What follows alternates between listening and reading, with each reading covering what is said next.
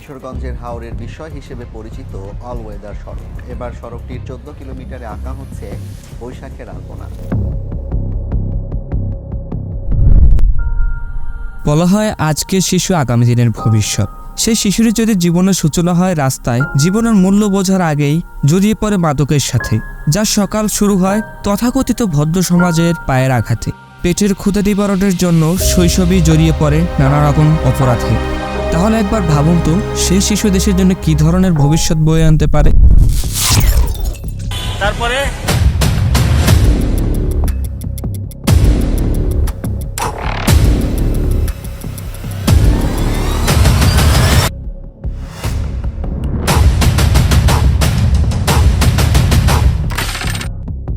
1973 সালে বাংলাদেশের গিনি সহগ ছিল 0.36, যা 2016 সালে এসে দাঁড়ায় 0.438।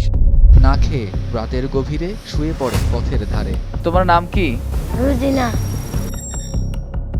গিনি সহগ হচ্ছে অর্থনীতির একটি গুরুত্বপূর্ণ সূচক, যা কোনো দেশের আয় বা সম্পদ বণ্টনের অসমতা বোঝানোর জন্য ব্যবহৃত হয়। আরও সহজে বলতে গেলে, একটি দেশের ধনী ও গরিবের যে অর্থনৈতিক বৈষম্য, তা সহজে বলা হয় গিনি সহগের মাধ্যমে। গিনি সহগ যখন শূন্য, সম্পূর্ণ বৈষম্যহীন একটি সুন্দর সমাজ। গিনি সহগ যখন 1 হয়, তখন তা অসমতাকে প্রকাশ করে। কোনো দেশের গিনি সহগ যখন 0.5 হয়, তখন ওই দেশটি উচ্চ বৈষম্যে ভোগে। 0.499 গিনি সহগ নিয়ে বাংলাদেশ এখন উচ্চ বৈষম্যের কাছাকাছি রয়েছে। এর মানে বোঝাই যাচ্ছে বাংলাদেশ অতি শীঘ্রই আরও একটি রেকর্ড করতে যাচ্ছে। 2016 সালে বাংলাদেশে গিনি সহগ ছিল 0.482, যা 2010 সালে ছিল 0.458। অর্থাৎ দেশে আয়ের ক্ষেত্রে বৈষম্য ক্রমেই বাড়ছে। যারা আয়ের নিম্ন স্তরে আছে, তাদের মাথাপিছু আয় আগের থেকে আরও হ্রাস পাচ্ছে। আয়ের দিক থেকে নিচের 50% কাছে দেশের মোট আয়ের মাত্র 18% আছে। অন্যদিকে শীর্ষে 5% থাকা মানুষদের কাছে আছে দেশের আয়ের 30%-এরও বেশি।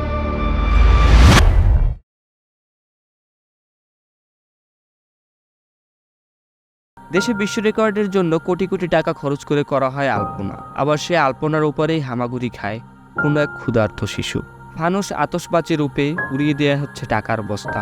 সেই ফানুসের আলোর নিচে বসেই অশ্রু ঝরায় সন্তানের মুখে খাবার তুলে দিতে না পারা কোনো এক অসহায় বাবা। বঙ্গবন্ধু শেখ মুজিবুর রহমান তো চেয়েছিলেন বৈষম্যহীন একটি সুন্দর সমাজ গঠন করতে। আমরা কি আদৌ পেরেছি তার সেই স্বপ্নকে বাস্তবে রূপান্তর করতে?